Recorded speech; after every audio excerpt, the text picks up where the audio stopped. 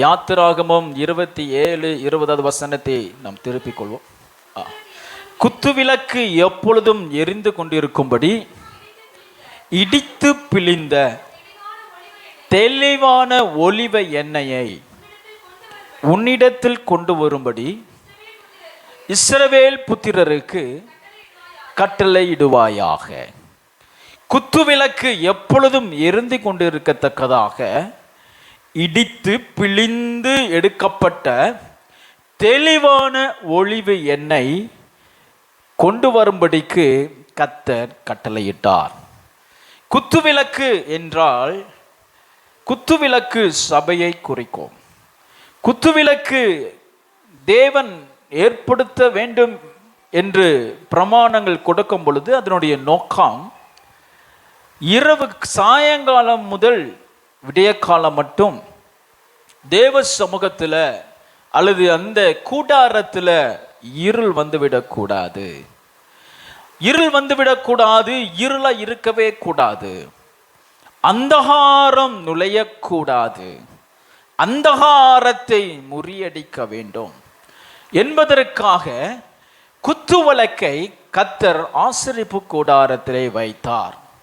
அல்லது இஸ்ரவேல் ஜனங்கள் பரவி இருக்கிற பாளையத்தின் நடுவிலே குத்துவிளக்கு எரிந்து கொண்டு இருக்கும். குத்துவிளக்கு எப்போதெல்லாம் எரிகிறதோ அப்போதெல்லாம் ஒரு காரியத்தை அங்கே ஜனங்களுக்கு கற்பித்து கொண்டிருக்கிறது. ஜனங்களை இருள் ஆள முடியாது. ஜனங்கள் மீது இருக்கிறதான இருளை இந்த குத்துவிளக்கு யுத்தம் பண்ணி ஜனங்களின் இருளை போக்குகிறதா இருக்கிறது. குத்துவிளக்கினுடைய வேலை என்ன? வெளிச்சத்தை எப்போதும் தவறாமல் தொடர்ந்து கொடுப்பதுதான் அந்த குத்துவிளக்கினுடைய நோக்கம். குத்துவிளக்கினுடைய சர்வீஸ், அதனுடைய ஊழியமே என்ன அப்படின்னு சொன்னா, ஜனங்களின் இருதயத்தை போக்கி ஜனங்களை எப்பொழுதும் வெளிச்சத்தில் வைப்பதுதான் குத்துவிளக்கினுடைய ஊழியம். சபை இந்த உலகத்திலே இருளில் நிறைந்திருக்கிற இந்த உலகத்திலே கர்த்தர் வெளிச்சத்தை கொண்டு ஜனங்களை பாதுகாக்கிறார். வியாதியிலிருந்து பாதுகாக்கிறார், பாவத்திலிருந்து பாதுகாக்கிறார், அநியாயங்களிலிருந்து பாதுகாக்கிறார். இந்த உலகத்திற்கு எது நியாயம் எது அநியாயம் என்று கற்பிப்பதற்கு குத்துவிளக்காய் தேவன் பூமியிலே சபையை நிலைநாட்டியிருக்கிறார். ஹல்லேலூயா, ஹல்லேலூயா. கலாச்சாரம் என்கிற பெயர்ல உலகத்தில் இருக்கிற பல கலாச்சாரத்தில் இது எங்களுடைய வழக்கம், இது எங்களுடைய பாரம்பரியம், இது எங்களுடைய ஐதீகம், இது எங்களுடைய பழக்க வழக்கம், இது எங்களுடைய முன்னோர்கள் எங்களுக்கு கற்பித்து கொடுத்தவைகள் என்று அருளப்பட்டிருந்த சகல அசுத்த கிரியைகளையும் அசுத்தமான நடக்கைகளையும் பாவக்கிரியைகளையும், இது அசுத்தம், தேவனுக்கு விரோதமானது, இது இருள், மனிதனை அடிமைப்படுத்துகிற அடிமைத்தனத்தின் கோல் என்று சபைதான் இந்த பூமிக்கு அறிவித்து கொண்டிருக்கிறது. ஹல்லேலூயா. தமிழ் கலாச்சாரத்தில் இருந்ததான அநேக இருளின் கிரியைகள், பாவக்கிரியைகள், பரிசுத்தவான்கள், மிஷனரிகள் இந்த பூமியில வந்து ஜனத்திற்கு எடுத்துரைத்ததுனாலே அநேக மூட பழக்க வழக்கத்திலிருந்து, அநேக அசுத்தமான கலாச்சார ஐதீகத்திலிருந்து கர்த்தர் சமுதாயத்தை விடுவித்து இதுவரைக்கும் கர்த்தர் நம்மை ஆரோக்கியமாய் தங்க இருக்க பண்ணியிருக்கிறார். ஹல்லேலூயா.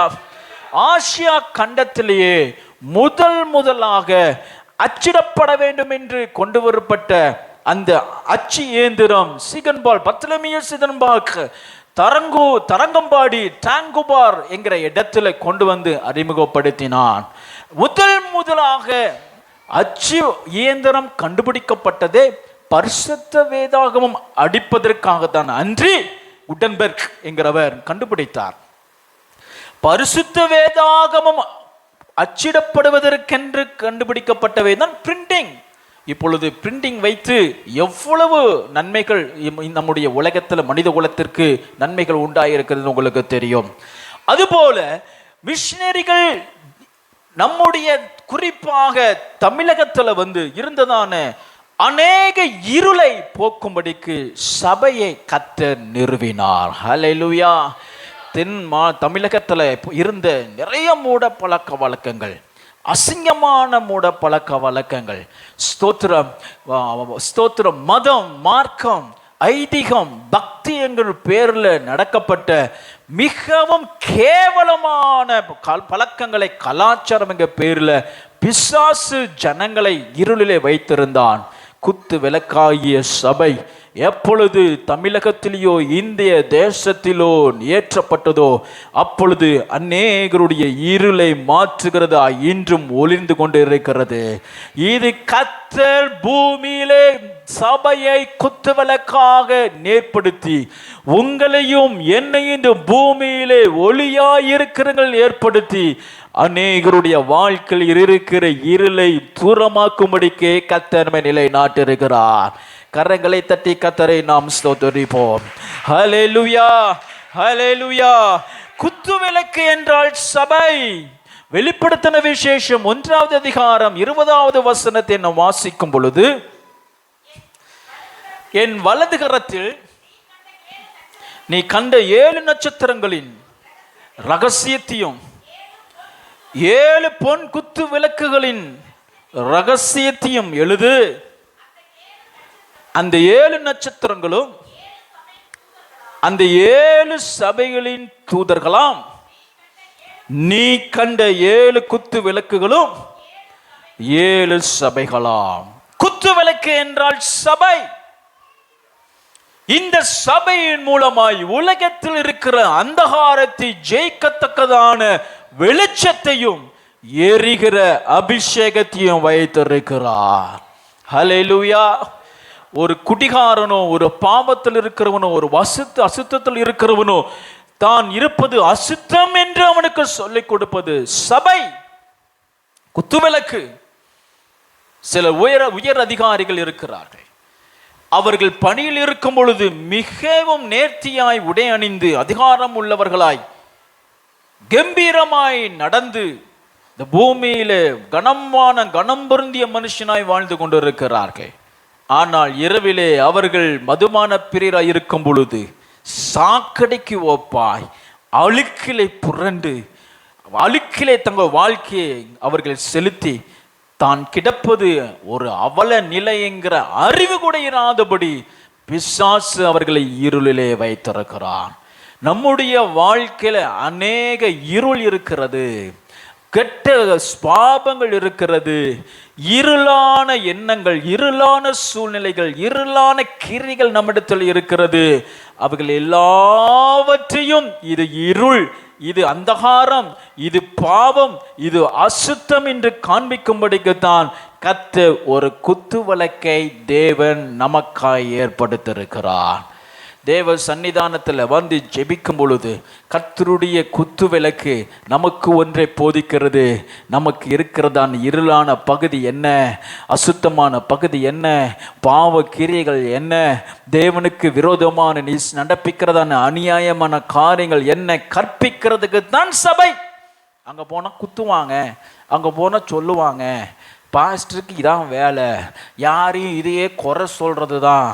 டாக்டர்கிட்ட போனால் இதே பொழப்பு தான். அவர் போனால் கண்ணு சரியில்லை, காது சரியில்லை, வயிறு சரியில்லை, கிட்னி சரியில்லை, இதயத்தில் ஓட்டை இருக்குன்னு சொல்லிக்கிட்டு இருக்காரு.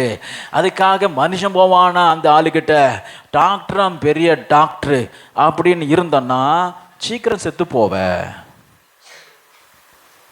டாக்டர் என்ன சொன்னாலும் கேட்குறோம், ஆமாம் சாமி, ஆமாம் சாமி, சரி சாமி, என்ன சாமி, பாஸ்டர் சொன்னா, ஆமாம் பாஸ்டர், நீ ஒரு பாவி, ஆமாம் பாஸ்டர், உன் இருதயம் குறுக்குள்ளது, ஆமாம் பாஸ்டர், உன் பிடரி திரும்பாத பிடரி, ஆமாம் பாஸ்டர், உன் கழுத்து இருமாப்பு கழுத்து, ஆமாம் பாஸ்டர். அப்படி இருந்துச்சுன்னா இருள் என்ன செய்யும்? தாவீது எழும்பி நாத்தான்வேலை பார்த்து, அவன் யார், அவன் சங்கரிக்கப்பட வேண்டும் அப்படின்னு எழுந்துச்சு துள்ளுனான். நாத்தான்வேல் சொன்னார், அது யாரு இல்லை, நீதான். சபை எதுக்கு இருக்கு? குத்துவிளக்கு எதுக்கு இருக்கு? நம் வெளிச்சத்தில் வந்து நின்ன உடனே நம்முடைய அசுத்தங்களை காண்பிக்கும்படிக்குத்தான் குத்துவிளக்கு எரிந்து கொண்டிருக்கிறது. சபை எதுக்கு இருக்கிறது? ஒவ்வொரு விசுவாசியும் அவருடைய சமூகத்தில் வந்த உடனே நம்முடைய பலவீனங்களை காண்பித்து பலிபீடத்தில் போய் ஒரு பலி செலுத்தி தேவனிடத்தில் ஒப்புரவு ஆகுவதற்கே தான் கர்த்தர் குத்துவிளக்கை ஏற்படுத்தியிருக்கிறார். அல்லேலூயா. இந்த சத்தியம் விசுவாசிகளுக்கு மட்டும் கிடையாது, பாஸ்டருக்கும் அதுதான், பாஸ்டர் குடும்பத்துக்கு அதுதான், யாருக்கும் அதுதான். ஒரு ஆமென் சொல்லுங்க. அல்லேலூயா. ஆகையால் குத்துவிளக்கு, சபை குத்துவிளக்கினுடைய வேலையை செய்கிறது. இருளிலே இருக்கிற ஜனங்களை, இருளில் இருக்கிற ஜனங்கள் இருக்கிறீர்கள் என்று காண்பிக்கும்படி 12வது வசனம், வெளிப்படுத்தின விஷயம் அதே அதிகாரத்தில் 12வது வசனம் சொல்லும் பொழுது, என்னுடனே பேசின சத்தத்தை பார்க்க திரும்பின போது 7 பொன் குத்து விளக்குகளையும் குத்து விளக்குகளின் மத்தியிலே நிலையங்கி தரித்து மார்பருகே பொற்கச்சை கட்டிருந்த மனுஷகுமாரனுக்கு ஒப்பானவர் உலாவுகிறதை கண்டேன். அல்லேலூயா. குத்துவிளக்கு இருக்குது. நாங்க யார் இருக்கிறா? மனுஷகுமாரனாகிய ராஜாதி ராஜாவாகிய கத்தாதி கத்தாவாகிய தேவாதி தேவனாகிய தேவனே நியாயாதிபதியாய் இருக்கிறவர் நம்முடைய கர்த்தராகிய இயேசு கிறிஸ்து இருக்கிறார். கரங்களை ஒரு தலையிலேயோ சொல்லுங்க. ஹல்லேலூயா, ஹல்லேலூயா. சபையிலே கர்த்தர் உலாவுகிறார். ஏனென்றால் அங்கே குத்துவிளக்கு நிறுவினவர் அவர். குத்துவிளக்கு நிறுவி தமது ஜனங்களை பாதுகாக்கும்படிக்கு, ஆதரிக்கும்படிக்கு, குணமாக்கும்படிக்கு ஒரு ஒரு ஆபரேஷன், அந்த சிகிச்சை பண்ணுவதற்கு கர்த்தர் செய்கிறார். ஆமா, உங்களெல்லாம் எதுக்கு கொண்டு வந்திருக்கிறார் சபைக்கு அப்படின்னு சொன்னா, ஆபரேஷன் பண்றதுக்கு. ஸ்தோத்திரம். உங்களுக்கு ஒரு நல்ல ஆபரேஷன் பண்ணி உங்களை குணமாக்கும்படிக்கு கர்த்தர் கொண்டு வந்திருக்கிறார். அல்லேலூயா. திங்கள் முதல் சனிக்கிழமை போய் எல்லாத்தையும் அள்ளிட்டு வந்த பாவத்தை அறுத்து அதை அக்கினிலே சுட்டரித்து உன்னை குணமாக்கும்படிக்கு கர்த்தர் கொண்டு வந்திருக்கிறார். ஒரு ஆமென் சொல்லுங்க. ஹல்லேலூயா, ஹல்லேலூயா. ஸ்தோத்திரம். ஆகையால் பிரியமானவர்களே, கர்த்தருடைய ஆளுகை சபையிலே வைத்து ஒரு குத்துவிளக்கு எப்படி மனிதனுடைய வாழ்க்கையில பிரகாசிப்பிக்க பண்ணுகிறதோ அந்த காரியத்தை சபை செய்து கொண்டிருக்கிறது.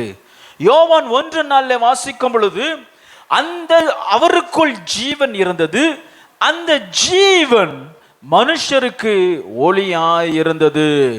இந்த ஒளி ஜீவனுள்ள ஒளி.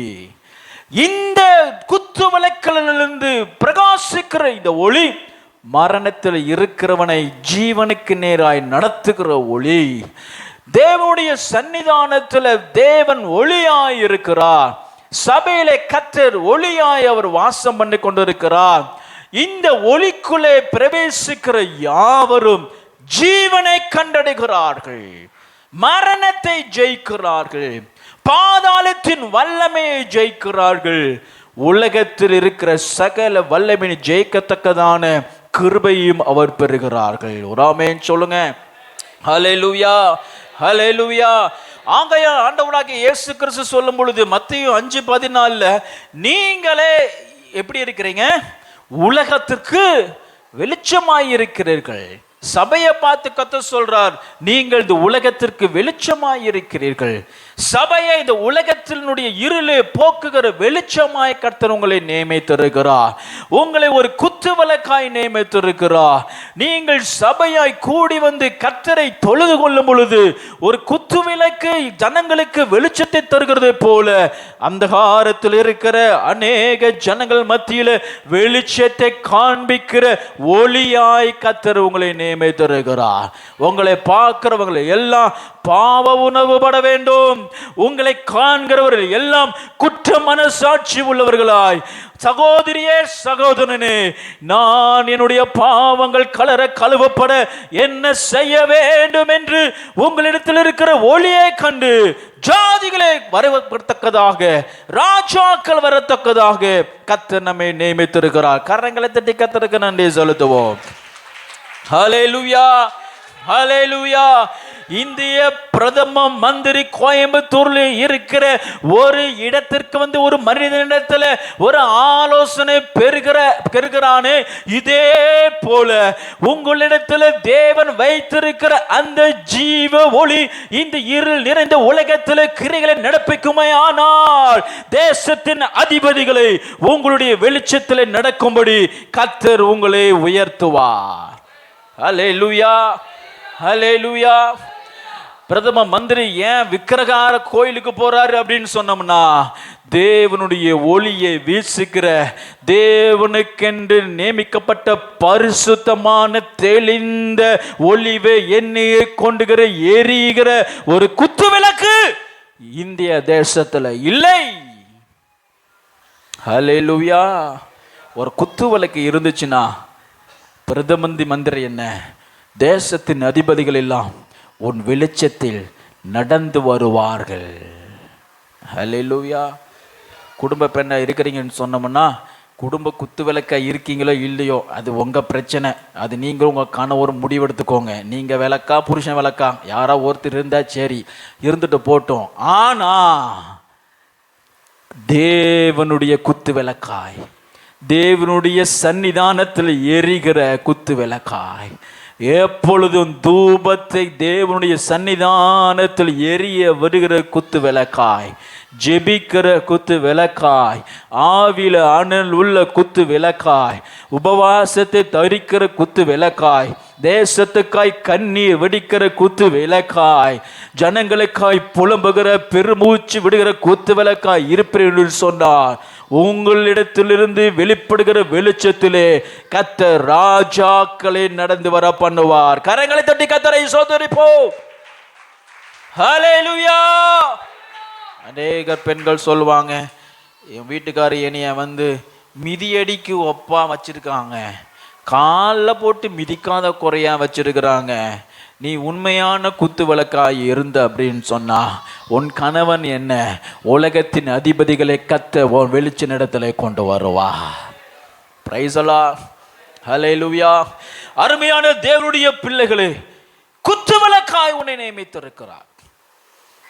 குத்து விளக்கு நியாயம் தீர்க்கிற வல்லமை உண்டு. இஸ்ரவேல் புத்திரிடத்துல எவன் பாவம் செய்தானோ அவன் குத்து விளக்குல முன்னாடி கொண்டு வந்து நிறுத்தப்பட வேண்டும். எவனிடத்துல குஷ்டம் இருக்கிறதோ அவன் குத்து விளக்கு முன்பதாய் கொண்டு வரப்பட வேண்டும். அவன் தேவனுடைய கூடார வாசல கொண்டு வரப்பட வேண்டும். எந்த பிரச்சனையானாலும் சரி, என்ன காரியமானாலும் சரி, வழக்கு பிரச்சனைகள் எல்லாம் எங்க கொண்டு வரப்பட வேண்டும்? கூடாரத்துக்கு முன்னாடி, தேவனுடைய கூடாரத்துக்கு முன்னாடி கொண்டு வரப்பட வேண்டும். அங்கே ஒருவனையும் பட்சமாயம் நியாயம் தீர்க்காத, நியாயத்தை நியாயம் என்றும் உண்மை உண்மை என்றும் நியாயம் தீர்க்கிற குத்து விளக்கை கர்த்தர் அங்க வச்சிருக்கிறார். அல்லேலூயா, அல்லேலூயா. அருமையான தேவனுடைய பிள்ளைகளை, சபையை குத்து விளக்காய் வச்சிருக்கிறார். இந்த குத்து விளக்கு என்ன செய்கிறது? நமக்காய் பரிந்து பேசுகிறது. இந்த குத்து விளக்கு என்ன செய்கிறது? நம்முடைய சகல வாழ்வின் மீது அதிகாரம் உள்ளதாய் இருக்கிறது. எபிரேயருக்கு எழுதின நிருபம் 9ஆம் அதிகாரம் 2ஆம் வசனத்தில் நாம் வாசிக்கும் பொழுது,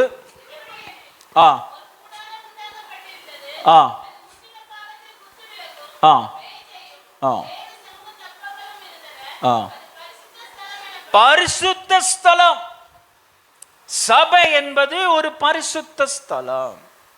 குத்து விளக்கு இருக்கிற இடம் ஒரு பரிசுத்த ஸ்தலம். கர்த்தருடைய ஆவியானவர் ஆளுகிற இடம் ஒரு பரிசுத்த ஸ்தலம். அங்கே எந்த ஒரு தீங்கான மனுஷனும் நுழையவே முடியாது. இப்போ சபைக்குள்ள தடாலடிலாம் வருது, பஞ்சாயத்து வருது, துணிகரம் வருகிறது. ஒரு விசுவாசி ஒரு பாஸ்டர் பார்த்து சொன்னாங்களாம், பாஸ்டர், ஆதி அப்போஸ்தலர் இருக்கிற மாதிரிலாம் இப்போ இருக்கிற ஊழியக்காரங்களாம் கிடையாது பாஸ்டர். என்ன ஊழியம் செய்கிறாங்க? ஆதி அப்போஸ்தல காரியங்கள்லாம் செய்த ஊழியம் மாதிரி செஞ்சாலாம் ஊழியம், இதெல்லாம் என்ன ஊழியம் அப்படின்னு ஒரு விசுவாசி ஒரு பாஸ்டர் சொன்னாங்க. பாஸ்டர் சொன்னாரா, ஆதி திருச்சபையிலேருந்து அப்போஸ்தலர் மாதிரி ஊழியக்காரங்க இல்லாததுக்காக நீ சந்தோஷப்படுமா? ஏன்னா அனேனியா சப்பீராலாம் எப்போ செத்தாங்க? ஆமாம், அதனால சந்தோஷப்படு. நாங்களாம் ஆதி அப்போஸ்தலர் மாதிரி ஆயிட்டோம் அப்படின்னா சபையில் பாதி பேர் செத்தே போயிடுவாங்க அப்படின்னு சொன்னாராம். அது ஒரு பக்கம் இருக்கட்டும், விளையாட்டா பேசியிருக்காங்க, அது ஒரு பக்கம் இருக்கட்டும். ஆனா தேவனுடைய சபை, கர்த்தருடைய சமூகம் பரிசுத்த ஸ்தலம். ஒரு ஆமென் சொல்லுங்க. தேவனுடைய குத்துவிளக்கு பரிசுத்தத்தை சிம்பாலிக்கா நமக்கு காண்பிக்கிறதா இருக்கிறது. ஆகையால் அரிசுத்தம் உள்ளவன் ஒருவனும் என்ன செய்ய முடியாது, அல்ல நுழையவே முடியாது. அசுத்தம் உள்ளவன் வரலாம். குற்றுண்டவர்களாய் ஆண்டவன்மாரை நாங்கள் என்ன செய்ய வேண்டும் என்ற கீழ்ப்படியுவது உள்ளவர்களை இந்த குத்து விளக்கு அவர்களுடைய இருள் நீங்க அவர்களை ஆசீர்வதிக்கிறது. அவர்களின் இருள் நீங்க அவங்களை குணமாக்குறது. அல்லேலூயா. இருள் நீங்க அவனை சுயாதீனாய் அவனை அனுப்புகிறது. ஒரு ஆமென் சொல்லுங்க. பரிசுத்த ஸ்தலம்னா நம்மளை பயமுறுத்துறதுக்காக ஆண்டவர் பரிசுத்த ஸ்தலத்தை வச்சிருக்கிறாரு. நம்முடைய அசுத்தத்தெல்லாம் நீக்குகிற சுத்திகரிக்கிற தேவ ஆட்டுக்குட்டியானுடைய இரத்தத்தை கொண்டு நம்மை குற்றமற்றவர்களாய் மாற்றும்படிக்கு கர்த்தர் பரிசுத்த ஸ்தலத்தை வைத்திருக்கிறார். ஹல்லேலூயா, ஹல்லேலூயா. அருமையான தேவனுடைய பிள்ளைகளே, இந்த நாளிலே சபையை குத்துவிளக்காக பரிசுத்த ஸ்தலத்திற்காக அவர் வைத்திருக்கிறார். Price the Lord. ஹல்லேலூயா. சகரியா 4வது அதிகாரத்தில் 2வது வசனத்தில் நாம் வாசிப்போம்.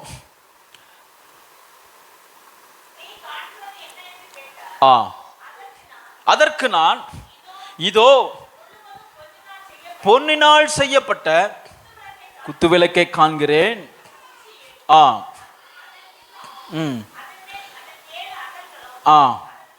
அதன் உச்சியில் இருக்கிற போகிற 7 குழாய்களும் இருக்கிறது. 6வது வசனம். அப்பொழுது அவர் செருபாபேலுக்கு சொல்லப்படுகிற கர்த்தருடைய வார்த்தை என்னவென்றால், பலத்தினாலும் அல்ல பராக்கிரமத்தினாலும் அல்ல, என்னுடைய ஆவியினாலே ஆகும் என்று சேனைகளின் கர்த்தர் சொல்லுகிறார். The lampstand is spirit of God.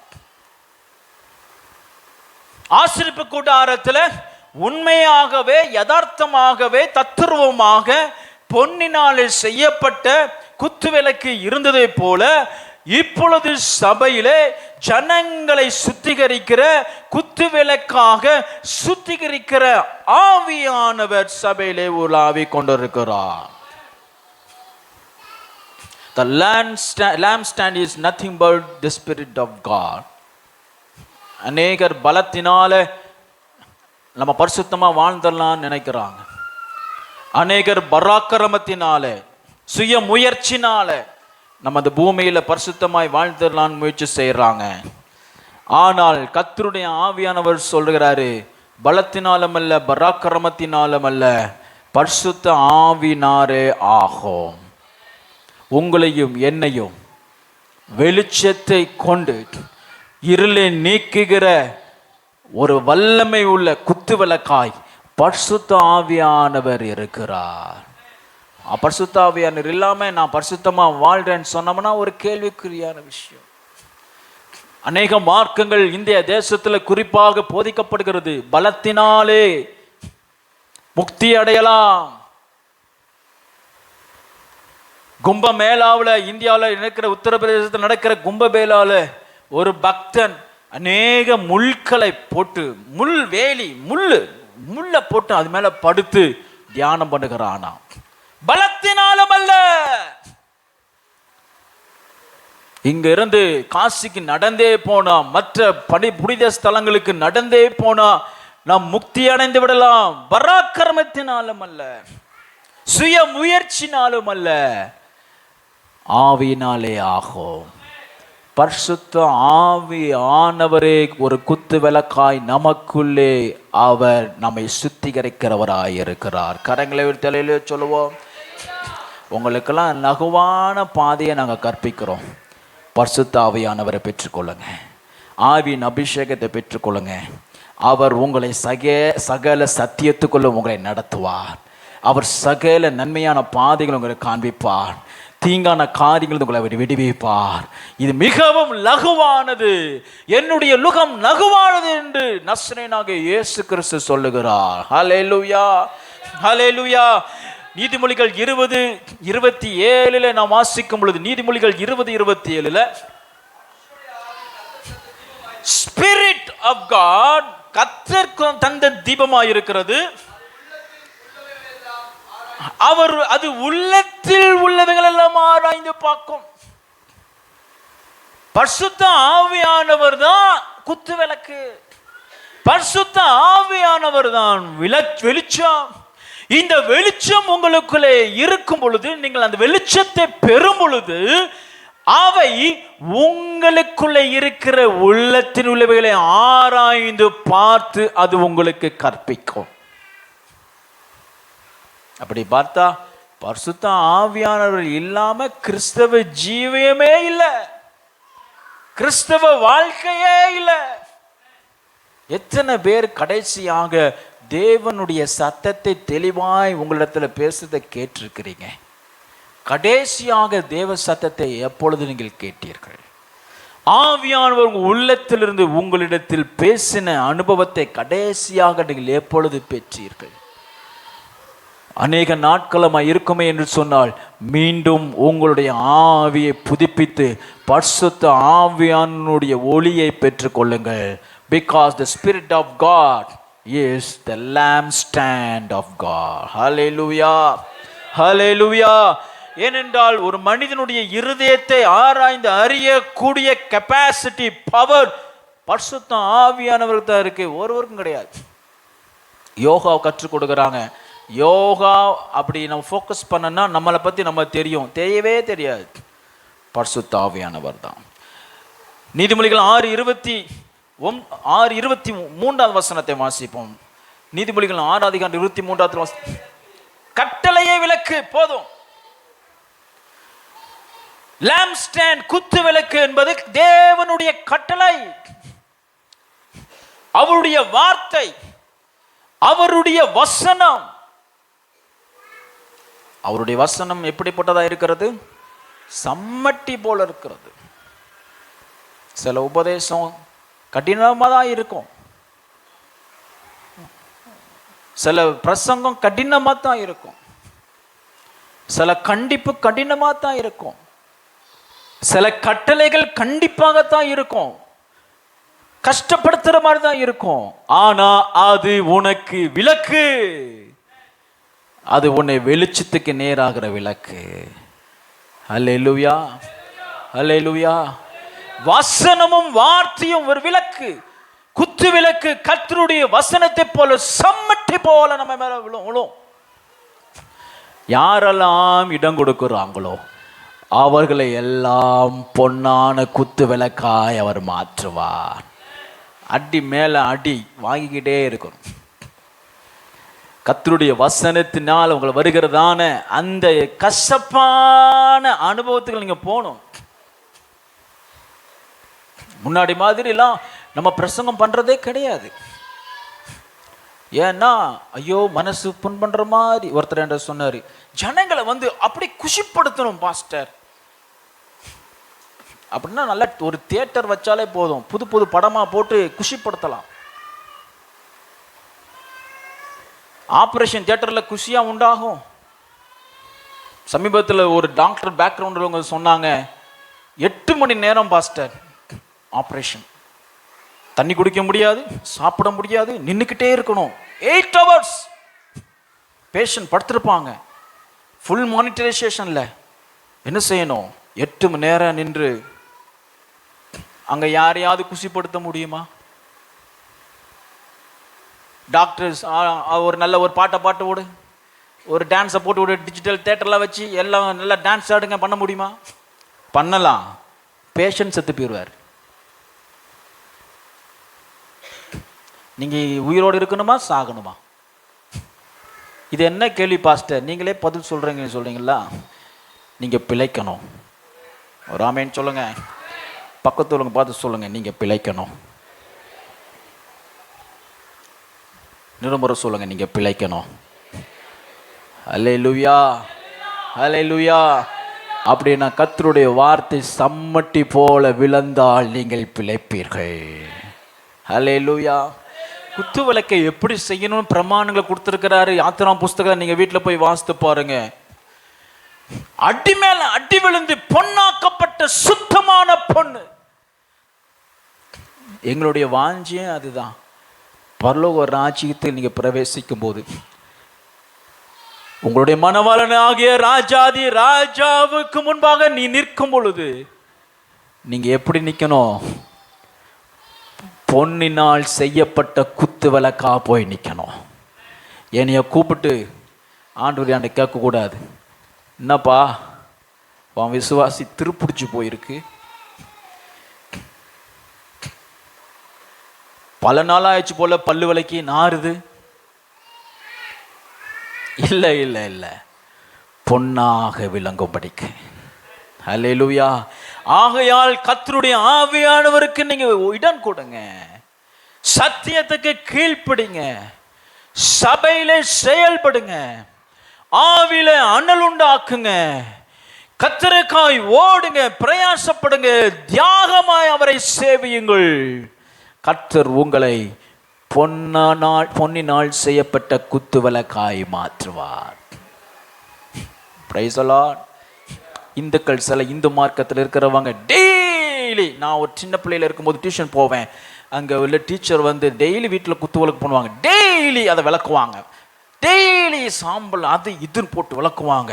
அதை பார்த்தா அந்த வெளிச்சத்துலையும் அந்த பூஜாரன்னு ஒன்று வச்சுருப்பாங்க, லைட்டே இருக்காது, குத்து விளக்கு மட்டும்தான் இருக்கும், மேலே வெளிச்சிடும், அந்த வெளிச்சம் கீழே வந்து கிளார் அடிக்கும். அந்த அளவுக்கு எத்தனை பேர் இந்து மார்க்கத்திலிருந்து வந்தீங்கன்னு எனக்கு தெரியல. அதில் இருக்கிற பக்தி கூட நீங்கள் ஜீவ மார்க்கத்தில் காமிக்கிறது இல்லை. துன்மார்க்கமாய் விக்கிரகத்துக்கு பின்பதாக ஓடும் பொழுது இருந்த பக்தி வைராக்கியம் இல்ல, துணிகரம், ஏத்து பேசுறது, துரித்து நடக்கிறது, அதெல்லாம் யாரு செய்வா? அவங்க அப்படித்தான் சொல்லுவாங்க. அதெல்லாம் செய்ய முடியாது. குத்து விளக்கா மாறணுமா? கட்டளையே விளக்கு, வசனமே விளக்கு, சம்மட்டியே விளக்கு. உன் வாழ்க்கை ஒரு விளக்கு ஒளிரணுமா? உன் வாழ்க்கை ஒரு வெளிச்சத்தில் கடந்து வரணுமா? உன் இருளின் அதிகாரத்திலிருந்து கர்த்தருடைய ஆவியானவர் விடுவிக்குமானால், கர்த்தருடைய கட்டளைக்கும் அவருடைய எச்சரிப்புக்கும் அவருடைய வசனத்திற்கும் கீழ்ப்படியும் பொழுது உன்னை பொன்னாக விளங்க பண்ணுவார். வெளிப்படுத்தின விசேஷம் 2வது அதிகாரம் 5வது வசனத்தில் வாசிக்கும் பொழுது, வெளிப்படுத்தின விசேஷம் ஆகையால் இன்ன நிலைமையிலிருந்து விழுந்தாய் என்பதை நினைத்து மனம் திரும்பி ஆதியில் செய்த கிரைகளை செய்வாயாக. இல்லாவிட்டால் நான் சீக்கிரமாய் உன்னிடத்தில் வந்து நீ மனம் திரும்பா பட்சத்தில் உன் விளக்கு தண்டை நீக்கி போடுவேன்.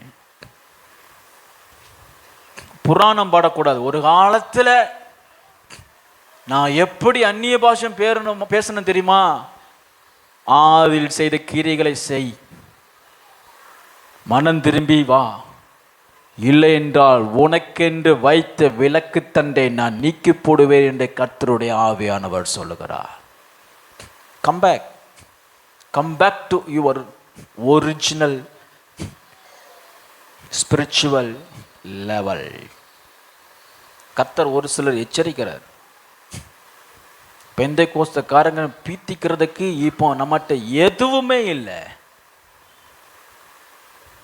பெண்டிகாஸ்டலிசம் அப்படின்னு சொன்னா ஒரு பைத்தியம், ஒரு தீவிரவாதமாக இந்த உலகம் நம்ம பார்த்தது. தீவிரமாக கூட்டமாக பார்த்தது. சத்தியத்தில் அவ்வளவு வைராக்கியம். பிள்ளையை இழந்தார்கள் சத்தியத்திற்காக, குடும்பத்தை இழந்தார்கள், மனைவி இழந்தார்கள், கணவனை இழந்தார்கள். எத்தனை பெண்கள் கணவனை இழந்தார்கள் சத்தியத்திற்காக. ஆனால் இப்பொழுதோ அது இல்லை. உங்களிடத்திலே தேவனுடைய சன்னிதானத்தில் எரிகிறதான குத்து விளக்கு வெளிச்சம் மீண்டுமாய் அதை புதுப்பிக்கப்பட வேண்டுமானால் உன்னுடைய ஆதி விசுவாசத்துக்கு திரும்பு, ஆதி ஆவிக்குரிய அனுபவத்திற்கு திரும்பு, ஆவின் அபிஷேகத்திற்கு திரும்பு என்று கர்த்தர் சொல்லுகிறார். ஒரு ஆமென் சொல்லுவோம். அல்லேலூயா. காலம் சீக்கிரம் வரப்போகிறது. குத்து விளக்கு இல்லாத சபைகளை கர்த்தர் நிர்மூலமாக்க போகிறார். குத்துவிளக்கு இல்லாத சபைகளை கர்த்தர் பூமியை விட்டு சிதைக்க பண்ண போகிறார். குத்து விளக்கு இல்லாத சபைகள் அடையாளம் காணப்பட போகிறது. குத்து விளக்கு இல்லாத விசுவாசனுடைய வாழ்க்கையை கர்த்தருடைய ஆவியானவர் அடையாளம் கண்டு அவர்களை தம்முடைய சன்னிதியில் இராதபடி அவர் நீக்கி போடுவார். Price the Lord. இரண்டாவதாக, குத்து விளக்கு எப்பொழுதும் எரிந்து கொண்டிருக்க வேண்டும். The church should be on fire. வாழ்க்கை, உங்க வாழ்க்கை அக்கினியில இருக்கணும், அபிஷேகத்தில் இருக்கணும், வைராக்கியத்தில் இருக்கணும், கர்த்தருடைய ஆவியானுடைய ஆளுகையில இருக்கணும். இரவு பகலும், இரவு பகல். பகல்ல தேவையில்லை, ஏன்னா பகல்ல வெளிச்சம் இருக்கும். இரவுல குத்து விளக்கு வேணும். எப்பமெல்லாம் இருள் பூமியை மூடுதோ அப்போதெல்லாம் குத்து விளக்கு ஏற்றப்படும். எப்பொழுது அவன் வாழ்க்கையில இருள் மூடுகிறதோ அப்பொழுது கர்த்தருடைய ஆவியானவர் உனக்குள்ளே ஒளி ஏற்றுவார். ஹல்லேலூயா. Keep burning. இதுதான் இன்றைக்கு நான் உங்களுக்கு சொல்லுகிறதான கர்த்தருடைய வார்த்தை. Keep burning. எரிந்து கொண்டு இருப்பாயாக. கர்த்தருக்காக எரிந்து கொண்டு இருக்கணும். மாம்சத்துல போராடாது, மாம்சத்துக்காக பிரயாசப்படாதீங்க. ஊழியமே மாம்சத்துக்காக செய்யாதீங்க, அதில் ஒரு பலனும் இருக்காது. வெள்ளிக்கிழமை நான் உங்களுக்கு சொல்லி கொடுத்தேன், ஆளுங்கள் இருந்து நீங்க கூப்பிடணும். அல்லேலூயா, அல்லேலூயா, அல்லேலூயா. இயேசு கண்ணீர் விட்டார். எத்தனை பேர் நீங்கள் ஜனங்களை பார்த்து கண்ணீர் விட்டீர்கள், இருளை பார்த்து கண்ணீர் விட்டீர்கள். கடைசியாக யாருக்காவது நீங்க ஜெபித்து எத்தனை முறை கண்ணீர் விட்டீங்க? ஹல்லேலூயா சொல்லுங்க. லூக்கா எழுதின சுவிசேஷம் 12 அதிகாரம் 35 வசனத்தில் வாசிக்கும் பொழுது, உங்கள் ஆரைகள் கட்டப்பட்டதாயும் உங்கள் விளக்குகள் என்னாச்சு? அணைஞ்சு போச்சா? வாசிக்கிறீங்களா? லூக்கா 12:35. உங்கள் விளக்குகள் எரிகிறதாகவும் இருப்பதாக. உங்கள் விளக்குகள் எரிந்து கொண்டிருக்க வேண்டும். உங்களுடைய விளக்கு, உங்களுடைய வாழ்க்கை, உங்களுடைய ஜீவியம் அனல் உள்ளதாக இருப்பதாக. அதனுடைய அர்த்தம் என்னன்னா, சிம்பிளா உங்களுக்கு சொல்லுகிறேன். கர்த்தருக்குள்ள நீங்கள் சந்தோஷமும், உலகத்துக்கு நீங்கள் எதிர்த்து வாழுகிறவர்களாயோ தேவனுக்கு பிரியமான ஒரு வாழ்க்கை உழவல் இருப்பது என்று சொன்னால் அதுதான் அனலுள்ள வாழ்க்கை. எப்பவும் மனவாள உங்களிடத்துல வரணும், மனவாட்டியாக உங்களிடத்துல எப்பவும். கல்யாணம் முடிஞ்ச புதுசுல பொண்ணுக்கு பெற்றோர்கள் பெரியவங்களும் சொல்லி கொடுப்பாங்க, அவர் எப்பவும் ஓன்ட்டு வர்ற மாதிரி சூதானமா நடந்துக்கோமா. எப்படி நடந்துக்கணும்? புதுசாக கல்யாணம் முடித்தவங்கலாம் மற்ற நாள் குளிக்கால இல்லையோ, புதுசாக கல்யாணம் முடித்தவங்க காலையிலே புருஷன் வெட்ட விட்டு எழும்புறதுக்கு முன்னாடியே குளிச்சு அப்படி இருக்கணும். சில கிளவிலாம் சொல்லி கொடுப்பாங்க, நீ நல்லா இருந்தால் தான் உன் கூட இருப்பான், இல்லைன்னா ஓடி போயிடுவான், இப்படிலாம் சொல்லி கொடுப்பான்.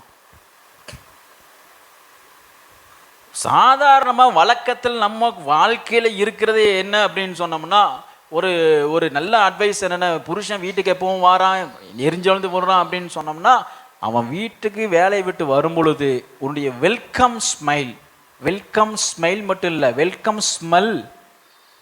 சிலர் மனைவியை பார்த்த உடனே திரும்பி ஓடிடலாம் போல இருக்கும்.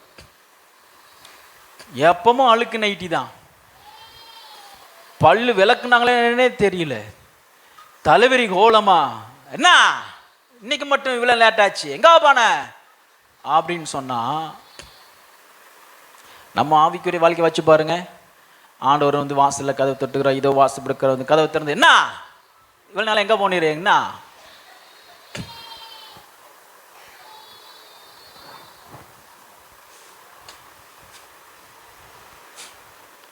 உன் விளக்குகள் எப்பவும் எரிஞ்சுக்கிட்டே இருக்கணும்.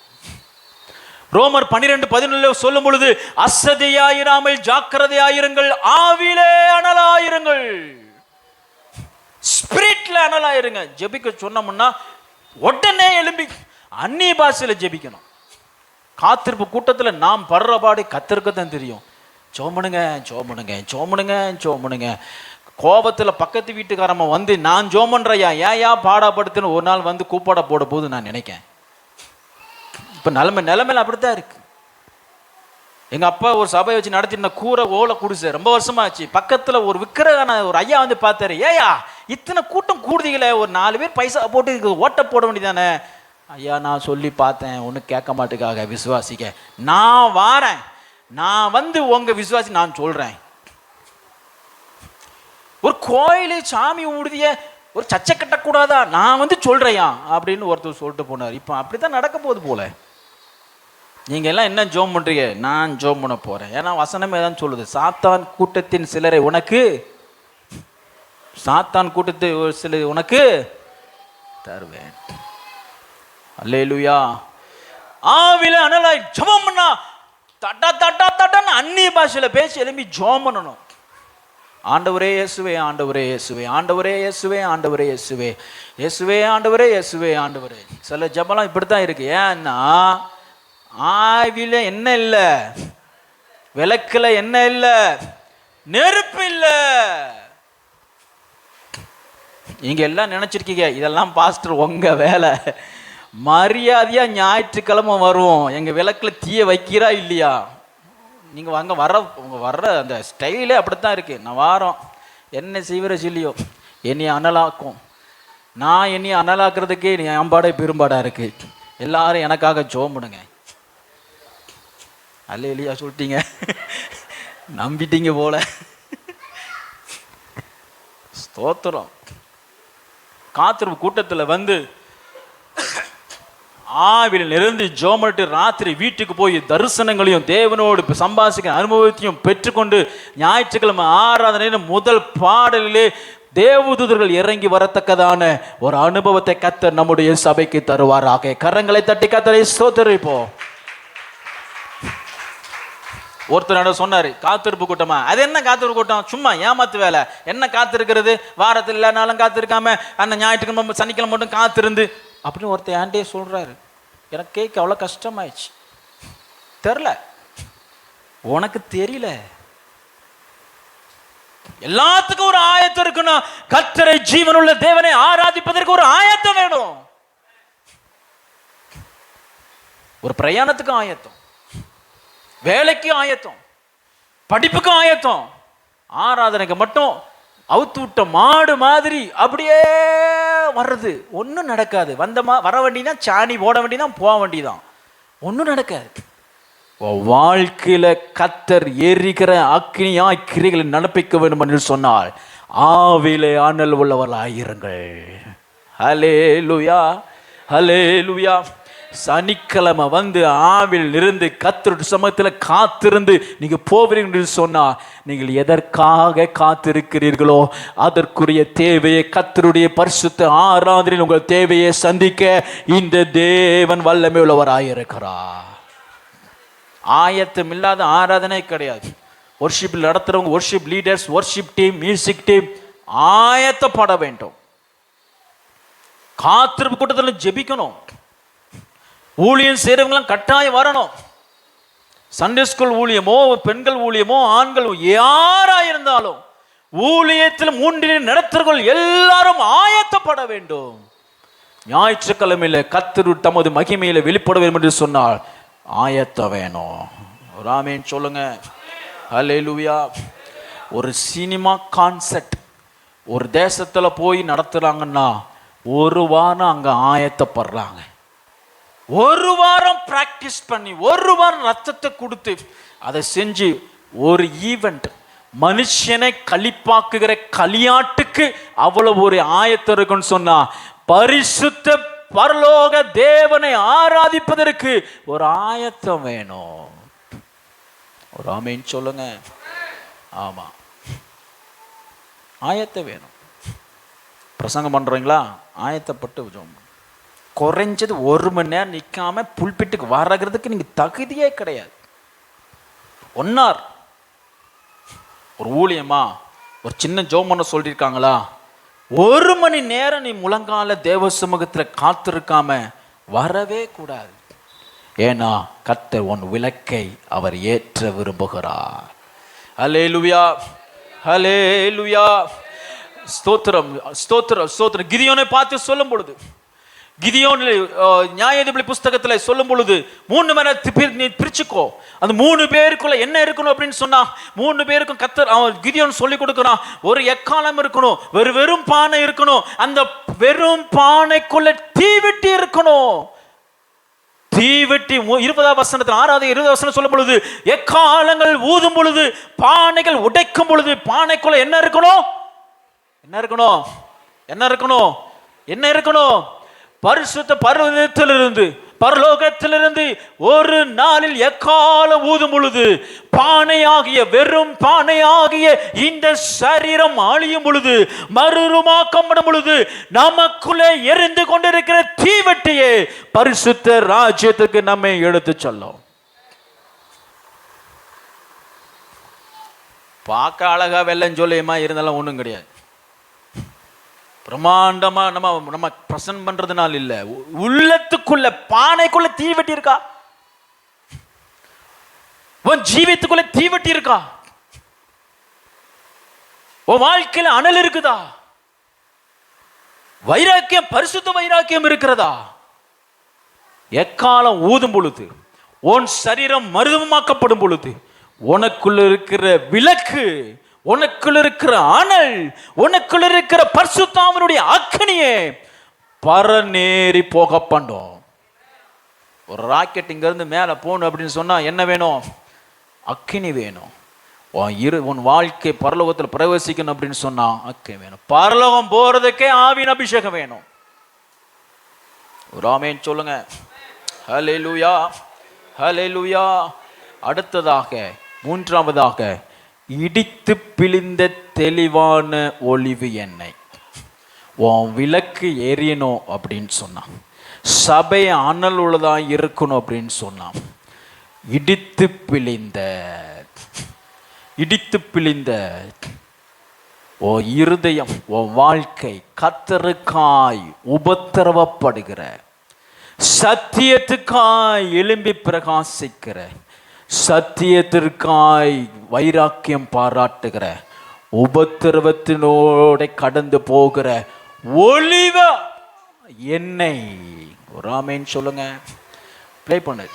ரிச்சர்ட் உமராண்ட் ரஷ்யா தேசத்துல, ருமேனியா நாடுகள்ல சுவிசேஷத்தை கொண்டு போகும்படிக்கு எழும்பி வந்த ஒரு மிஷனரி.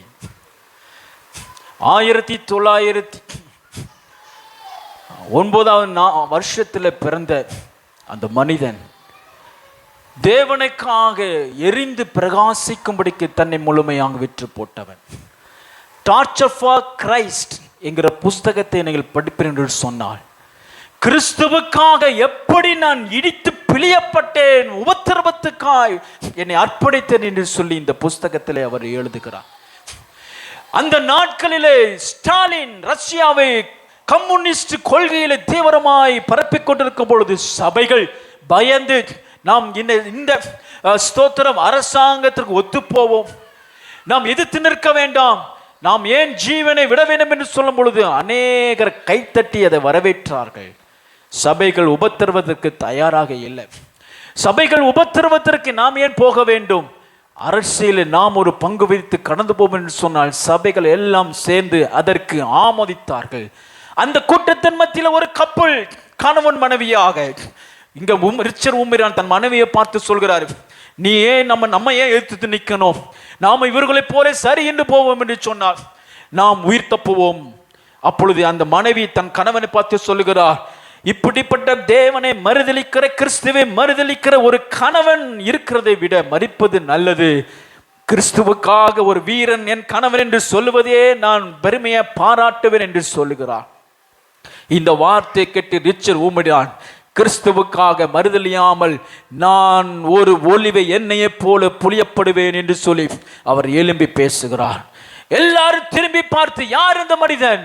நான் கிறிஸ்துவுக்காய் பாடுபடவும், சத்தியத்துக்காக நிற்கவும், வசனத்துக்காக ஜீவனுக்கவும், இந்த கம்யூனிஸ்ட் அதிகாரிகள் எதிர்த்து நிற்கும் ஆயத்தமாய் இருக்கிறேன் என்று கூறும் பொழுது, கம்யூனிஸ்ட் அரசாங்கம் அவர் மேல் கண்ணை வைத்து ஒரு நாள் கடத்தல் இருக்கும் பொழுது அவரை கடத்தி கொண்டு போனார்கள். அவர் எங்கே போனார் என்று யாருக்குமே தெரியாது, மனைவிக்கு தெரியாது, பிள்ளைகளுக்கு தெரியாது, சபைக்கு தெரியாது. அந்த மனுஷன் யார்? கிறிஸ்துவுக்காக எழும்பி நிற்கிற அந்த மனிதன் யார்? கிறிஸ்துவை மறுதலிக்க மாட்டேன் என்று சொன்ன மனிதன் யார் என்று சொல்லி அவனை கடத்தி கொண்டு போய் மிகவும் கொடிய ஒரு அரசாங்க ஸ்தோத்திரம் ஒரு சிறைச்சாலையிலே அவர் கொண்டு போய் வைத்தார்கள். கிறிஸ்துவை மறுதலிப்பதற்கு பல தருணங்கள் அவனுக்கு கொடுக்கப்பட்டது. சத்தியத்துக்காக நான் நிற்க நான் தயார், கிறிஸ்துவுக்காக பாடுபட தயார். அவர் இந்தியா தேசத்திற்கு மிஷனரிக்காக வந்த பொழுது காட்டப்பட்ட புகைப்படங்கள் இது. நான் கிறிஸ்துவுக்காக ரஷ்யாவிலே அவர்கள் என்னுடைய சரீரத்திலே இரும்பை நெருப்பிலை வைத்து காய்த்து சரீரத்திலே போட்ட துவாரங்கள் இது. மிகவும் கொடுமைப்படுத்தினார்கள். இயேசுவை நீ மறுதலித்தால் நீ விடுவிக்கப்படுவாய் என்று சொல்லி. ஆனால் ஒரு நாளும் அவர் கத்தருக்காக விடுபடவில்லை. நீங்க பார்க்குற அந்த காட்சி என்ன அப்படின்னு சொன்னோம்னா, முற்களினாலே ஆணிகளினால் நிறைந்த ஒரு பாக்ஸுக்குள்ள பல நாட்கள் நிற்க வைத்தார்கள். எந்த திசையிலும் சாய முடியாது. முள் ஆணிகள் நிறைக்கப்பட்டிருந்தது. ஒரு சிறிய அறைக்குள்ளே உலகத்தையே காணக்கூடாதபடிக்கு ஒரு சின்ன விளக்கிலேயே அவனை பல வருஷங்கள் 14 வருஷங்கள் அடைத்து வைத்தார்கள். அவருக்கு தெரிந்த அவர் சொல்லுகிறார் புத்தகத்தில், என் வாழ்க்கையில கலர் என்னன்னே மறந்து போய்விட்டது. உலகம் என்றாலே என்னுடைய வஸ்திர கலர், கிரே கலர், அங்க இருக்கிற சோல்ஜர்ஸ் கலர், இப்படி கொடுமையில நான் வாழ்ந்து கொண்டிருந்தேன். ஆனாலும் கர்த்தரை நான் மறுதலிப்பதற்கு ஒரு நாள் நான் விட்டு கொடுக்கவே இல்லை. ஒரு நாள் அவரை பிடித்து அவரை துன்பப்படுத்தும் பொழுது தனது மகனையும் கொண்டு வந்து அவனை முன்வதான் நிறுத்தினார்கள். அவனுக்கு கஸ்டடியாக வைத்ததான அந்த சேவகன் எவ்வளவு அதிகமாய் அவனை கொடுமைப்படுத்த முடியுமோ அவ்வளவு அதிகமாய் லிட்டராக உண்மையாகவே அவனை கொடுமைப்படுத்தி அடித்து ரத்தம் சிந்த சிந்த வேதனைப்படுத்தினார்கள். ஆனாலும் கிறிஸ்துவுக்காக நான் ஒலிவ எண்ணெயாக நான் எரிவனை தவிர நான் பின்வாங்குவது இல்லை என்று சொல்லி ஒப்பு கொடுத்து வாழ்ந்து கொண்டிருந்தார்.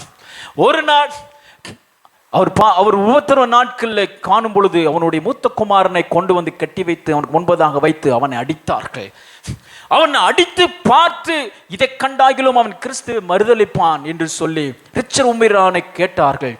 மகன் தன்னுடைய மூத்த குமாரன் கண்ணு முன்னாடியே சிதைக்கப்படுவதை பார்த்து பயந்து அவர்கள் கேட்டார்கள், உன்னை போல இன்னும் ரகசிய கிறிஸ்தவர்கள் யார், கிறிஸ்துவை மறுதலிக்காரவர்கள் யார் என்று கேட்ட பொழுது ஒரு கட்டத்தில் ரிச்சர் ஊமிரான், நிறுத்துங்கள் என் மகனை அடிப்பதை, நான் சொல்லிவிடுகிறேன் என்று சொல்லும் பொழுது அந்த குமாரன் சொல்லுகிறான், டாடி சொல்லிடாதீங்க, நான் கொஞ்ச நேரத்தில் நான் பரலோகத்துக்கு போவேன்.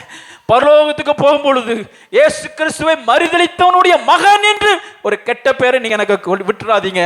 நீங்க கிறிஸ்துவை மறுதலிக்காதீங்க, யாரையும் நீங்க காட்டி கொடுக்காதீங்க. கொஞ்ச நேரத்தில் நான் பரலோகத்தில் போவேன்.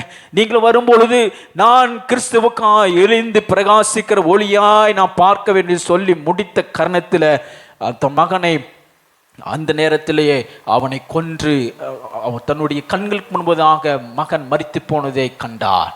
இப்படியாக ரிச்சர் ஊமிரான் என்ற ஒரு ஊழியக்காரர் தனது சத்தியத்துக்காக கர்த்தருடைய சத்தியத்துக்காக வாழ்ந்தார். அருமையான தேவனுடைய பிள்ளைகளே, இப்படிப்பட்ட முன்னோடிகள், இப்படிப்பட்ட கர்த்தருக்காயின் எழும்பினதான சாட்சிகள் நமக்கு முன்பாய் இருக்க, நாமும் அப்படி வாழ்வதற்கு நாம் அர்ப்பணிக்க வேண்டியதாக இருக்கிறது. போதும் அருமையான தேவனுடைய பிள்ளைகளை, இன்னும் அநேக கடந்து போன காரியங்கள், மிகவும் அவலட்சணமாய் தன் மனைவியை கண்ணு முன்னாடி நடத்தினார்கள், மனைவியை அசிங்கப்படுத்தினார்கள், கர்த்தரை மறுதலிக்கும்படிக்கு எத்தனையோ தருணத்தை கொடுத்தார்கள். ஆனாலும் நான் கர்த்தருக்காய் இடித்து பிழிந்து எடுக்கப்பட்ட தெளிவான ஒளிவை எண்ணெயாய் மாறும்படிக்கு ஒப்பு கொடுத்தபடியினாலே கர்த்தர் ரஷ்ய தேசத்தில் ஒரு பெரிய ஜெயத்தையும் ரட்சிப்பையும் விடுதலையும் எழுப்புதலையும் கர்த்தர் தந்தார். அருமையான தேவனுடைய பிள்ளைகளே, நீ தேவனுடைய சபையிலே எரிந்து கொண்டிருக்கிறதான விளக்குக்கு இடித்து பிழியப்படுகிற தெளிவான ஒளிவை எண்ணெயாய் மாற்றும்படிக்கே கர்த்தர் உன்னை அழைத்திருக்கிறார். Every sacrifice that you give for Lord's sake is oil. நீங்கள் தேவனுக்காய் செய்கிற ஒவ்வொரு தியாகமும் சபையில் எரிகிற விளக்குக்கு நீங்க எண்ணெயாய் இருக்கிறீர்கள். ஹல்லேலூயா. 2 கொரிந்தியர் 4:17 வாசிக்கும் பொழுது, மேலும் காணப்படுகிறவைகள் அல்ல காணப்படாதவைகளை நோக்கி இருக்கிற நமக்கு அதி சீக்கிரத்தில் நீங்கும் லேசான நம்முடைய உபத்திரவம் மிகவும் அதிகமான நித்திய கன மகிமையை உண்டாக்குகிறதா இருக்கிறது. அருமையான பிள்ளைகளே, போதும் வாக்குவாதம், போதும் பொறாமை, போதும் எரிச்சல், போதும் வன்கண், போதும் கசப்பு. கிறிஸ்துவுக்காய் இடித்து பிழியப்படுகிற ஒளிவை எண்ணெயாய் விழுங்கும்படிக்கு கர்த்தர் அழைக்கிறார். ஹல்லேலூயா. தியாகப்படுறதுக்கு நீ கற்றுக்கொள்ளணும். ஊழியமா சபையா? Come and sacrifice.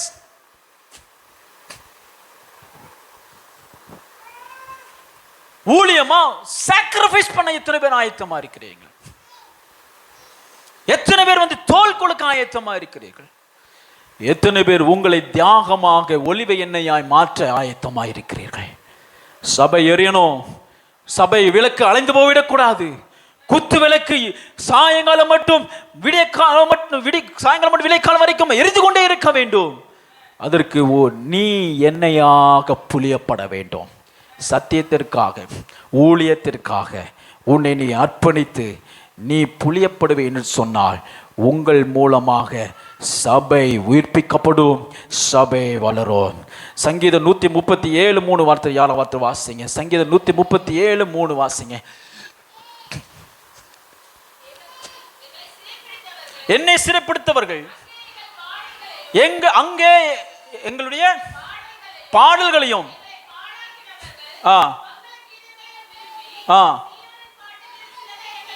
சீயோனின் பாட்டுகளை சிலரை எங்களுக்கு பாடுங்கள். எப்போ பாட சொல்றாங்க?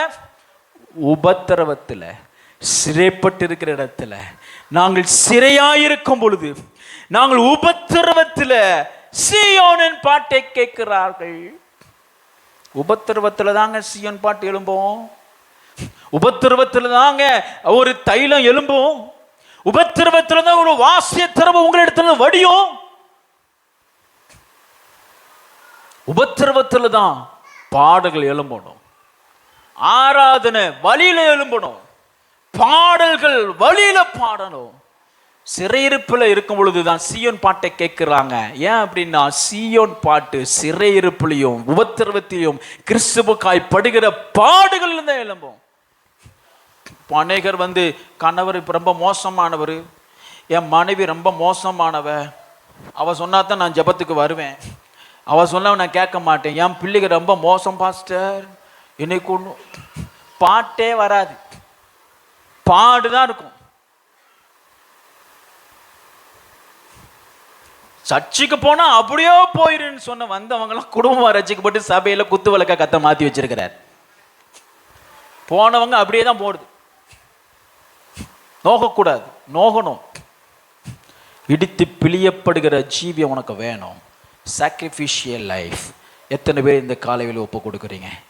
எத்தனை பேர் கர்த்தருக்கு காலைக்கு ஒப்பு கொடுக்குறீங்க? இடித்து பிழியப்படுகிற ஒரு சாக்ரிஃபிஷியல் லைஃப். கர்த்தரை சாக்ரிஃபிஷியல் என்ன அர்த்தம்? தியாகமாய் தேடுங்க. ஒரு ஊழியம் பொறுப்பப்பட்டு கொடுக்கப்பட்டிருக்கிறதா தியாகமா செய்யணும். தியாகம், நீங்க செலுத்துற தியாகம் பண்ணணும், செலவிடணும், உடல் உழைப்பை கொடுக்கணும், கூட வந்து நிக்கணும், ஓடணும், தோல் கொடுக்கணும். அப்பொழுதுதான் கர்த்தர் குத்து விளக்கிலே எரிய வேண்டிய தேவையான ஒளிவை எண்ணெயாய் கர்த்தர் மாற்றுவார். ரோமர் 8:17 வாசிக்கும் பொழுது, நாம் பிள்ளைகளானால் சுதந்திரமாமே, தேவனுடைய சுதந்திரம் கிறிஸ்துவுக்கு உங்கள் உடன் சுதந்திரமாமே, கிறிஸ்துவுடனே நாம் மகிமைப்படும்படிக்கு அவரோட கூட பாடுபட்டாத்தான் பிள்ளை. எத்தனை பேருக்கு தெரியும்? 17 வசனம் ரோமர் 8:17 சொல்லப்பட்டிருக்கிறது, பாடுபடுகிறவன் தான், ஒளிவை எண்ணெயாய் இடிக்கப்பட்டு பிழியப்பட்டு ஜீவியம் உள்ளவன் தான் கிறிஸ்துவுக்கு பிள்ளை. கிறிஸ்துவினுடைய பிள்ளைகள் என்று அழைக்கப்படுவதற்கு அவர்கள் உபத்திரவத்திலே நிலைத்தவர்களாய் கர்த்தருக்காய் தியாகம் பண்ணவர்களாய் இருக்க வேண்டும். உமது நிமித்தம் நாங்கள் இன்னமும் கொல்லப்படுகிறோம் என்று அப்போஸ்தலன் பவுல் நாங்கள் எழுதுறார். ஆகையால் தேவ பிள்ளைகளே, நாம் தேவனுக்காய் இடித்து பிழியப்படுகிற சாக்ரிஃபிஷியல் லைஃப் சபையை ஒளிர பண்ணோம். ஹல்லேலூயா. எல்லாரும் கண்களை மூடி, நமக்காய் பிழியப்பட்ட ஆண்டவராய் இயேசு கிறிஸ்து நமக்கு ஒரு முன்மாதிரியாக இருக்கிறார். யாரும் வெளியில் போக வேண்டாம். நீங்கள் திருவிருந்து எடுக்காவிட்டாலும் பரவாயில்லை, நீங்கள் இருக்கிற இடத்துல அமர்ந்துருங்க. இது தேவ சமூகம். கர்த்தர் உங்கள் வாழ்க்கையில் ஒரு நன்மையை கர்த்தர் செய்யட்டும். கர்த்தருடைய பந்தியை நாம் நினைவு கூற போகிறோம், அவருடைய பாடுகளை நினைவு கூற போகிறோம். சிலுவையில் அறையப்பட்ட கிறிஸ்துவை பிரசங்கிக்கிறோம். We preach the Christ crucified. நாங்கள் எதுவை பிரசங்கிக்கிறோம்? கிறிஸ்துவனுடைய பாடுகளை பிரசங்கிக்கிறோம். அவருடைய பாடுகள் உபத்திரவத்தை நாங்கள் பிரசங்கிக்கிறோம். சிலுவையில் இடித்து பிழியப்பட்ட ஒலிவை எண்ணெயை போல தன்னை தாரவார்த்து கொடுத்தவர் தான் இந்த ஆண்டவராகிய இயேசு கிறிஸ்து. தன்னுடைய சரீரத்தில் ஒரு ரத்தமும் இல்லாம அவர் பூமியிலே உனக்காய் சிந்தினார், எனக்காய் சிந்தினார். இந்த ஒரு சபையை நிறுவுவதற்கு, தேவ சபையை நிறுவுவதற்கு அவர் தன்னையே ஒப்பு கொடுத்ததே போல, அருமையான தேவனுடைய ஜனமே, குத்து விளக்காகிய தேவ சபை ஒளி வீசப்பட வேண்டுமே, ஆனால் நீ கர்த்தருக்காய் தன்னை முழுமையாய் ஒப்பு கொடுக்க வேண்டும். இடித்து பிழியப்பட்ட ஒளிவை எண்ணெய் போல மிருதுவாய் லகுவாய் கர்த்தருடைய ஆவியானவர் உன்னை எப்படிலாம் நடத்த சித்தமா இருக்கிறோ அப்பொழுது அப்படியே முழுமையை ஒப்பு கொடுக்கத்தக்கதாக ஒன்று ஒப்படைக்கணும். வாழ்வு பிள்ளையே, வாழ்க்கையை ஒப்பு கொடுங்க.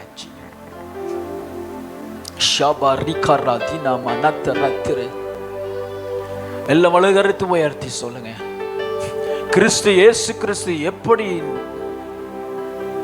பிற்கப்பட்டார், ஒடுக்கப்பட்டார், பிழியப்பட்டார், மனுக்குலத்தினுடைய பாவத்திற்காக நாம் உயிர்ப்படும்படிக்கு, நம்முடைய இருளாகல என்னையும் ஒப்பு கொடுக்கிறேன். நாம் அவருடைய பிள்ளைகளானால் பாடுபடுவோம், சத்தியத்துக்காக எழுத்து நிற்போம், பாவத்துக்கு விரோதமாக ஏஞ்சி நிற்போம், எதிர்த்து நிற்போம், பரிசுத்த வாழ்க்கையை நாம் கடைபிடிப்போம். அவர் தாமே நமக்கு முன்மாதிரியாக இருக்கிறார். எனது விளக்கு எரிய செய்தி இருளை ஒளியாக்கினி, எனது விளக்கு எரிய செய்தி இருளை ஒளியாக்கினி, எரிந்து கொண்டிருப்பேன் எப்போது உமக்காய், என் ஜீவன் பிரியும் வரை. கரங்களை உயர்த்தி அர்ப்பணிப்போடு, எரிந்து கொண்டு இருப்பேன் எப்போதும் உமக்காய், என் ஜீவன் பிரியும் வரை. எரிந்து கொண்டே இருப்பேன் எப்போதுமே உமக்காய். என் ஜீவன் பிரியும் வரை எரிந்து கொண்டே இருப்பே. சத்தமாய் சொல்லுவோம், எரிந்து கொண்டே இருப்பே. எப்போது உமக்கா என் ஜீவன் பிரியும் வரை எரிந்து கொண்டே இருப்பே. எரிந்து கொண்டே உராமாரகதரதினெதிரே உமக்கா என் ஜீவ பிரிவரை கொண்டே. இன்னொரு முறை சொல்லுவோம், எனது விளக்கு எரிய செய்திரே. எனது விளக்கு எரிய செய்தி இருளை ஒளியாக்கினே. எனது விளக்கு எரிய செய்தி இருளை எரிந்து கொண்டிருப்பே. எரிந்து கொண்டிருப்பே எப்போது உமக்கா என் ஜீவன் பிரியும் வரை எரிந்து. அப்பா அப்பா சத்தமா எரிந்து கொண்டே இருப்பே. எப்போதுமே உமக்கா என் ஜீவன்